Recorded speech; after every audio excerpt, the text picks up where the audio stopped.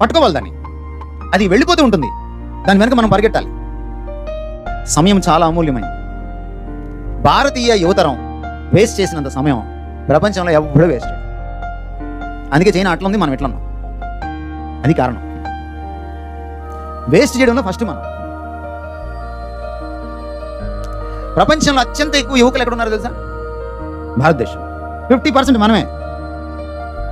ఏం చేస్తుంటారు తెలుసా? ఏం చేయరు. ఏం చేద్దామా అని ఆలోచిస్తుంటారు. అది భారతీయ యువత. మహా కదిలించామనుకోండి, రెండు విషయాలు మాట్లాడతారు. అయితే రాజకీయాలు, లేదా సినిమాలు. రెండు పనికిమాలినాయి.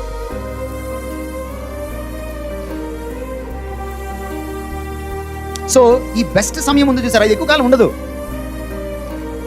నువ్వు 20కి వచ్చేటప్పటికే ఆల్మోస్ట్ నీకు యవనం అయిపోయినట్టే. ఇంకో 4 ఏళ్ళు పోతే పెళ్ళి అవుతుంది. పెళ్ళైంది అనుకో, ఇంకేం 6 నెలలు నీకు యవనం పోయినట్టే.